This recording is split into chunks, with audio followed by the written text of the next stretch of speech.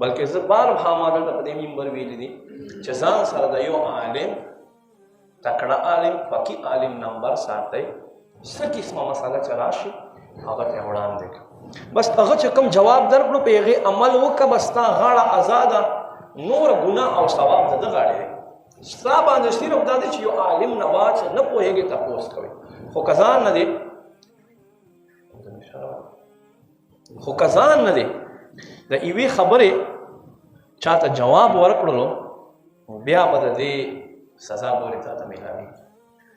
نو دقسې قرآن او حدیث په معاملاتو کې مونږ ته پکار دی چې مونږه ځان نه چاته جواب نه ورکوو او نه ځان نه چاته مسله ښایو بلکې په هغې باندې تپوس کوئ زمونږ پیر صاحب فرمایي کله چې تاسو څوک طلاق مسله راوړي که نه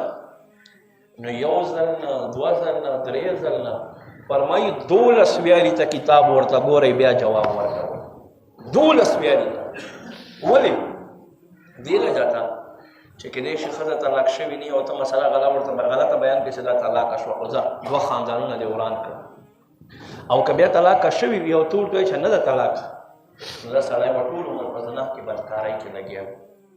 او دې وجه ته فرمایي یو ځل نه دوه ځل نه درې 12 ځله کتاب ورته ګورئ چې ته ښه پته سره سې بیا جواب بهرحال ما عزتمندو قدرمندو مونږ ته پکار دی چې مونږه شریعت په مسلو کې لږ ځان سره خیال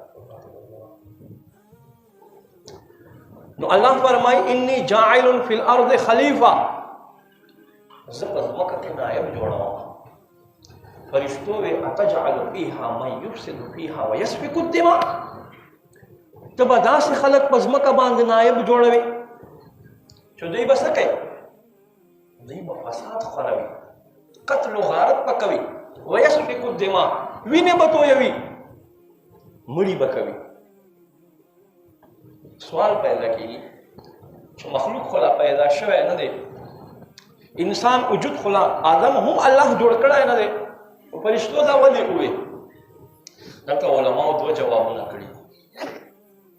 2 جوابونه یو جواب دا کړی ده چې فرشتو په لوح محفوظ باندې انسان تخلیق نه مخکې هر څه لیکلی شوي هغه دوی ولیدل چې فلانی په قسمت کې دا دي فلانی به دا کې فلانی به دا کې هر څه ډیټیل موجود د لوح محفوظ باندې نو چې دوی لوح محفوظ ته وکتل نو یا الله نحن نسبح بحمدك ونقدس لك مونږ یو که نه ګناه نه کوو تسبیح او تهلیل به ستا کوو هر قسمه ګناه نه پاک یو قتل و غارت مونږ نه کوو وینه به نه تویو مونږ یو عبادت لپاره چې الله منشه دا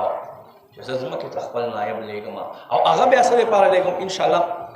را روانې جمعه کې به هم په دې باندې بیا تفصیل بیانوو الله په جواب کې څه ورته فرمایي انی اعلم ما لا تعلمون زه هغه علم لرم ای فرشتو چې تاسو یې بیا نه لرئ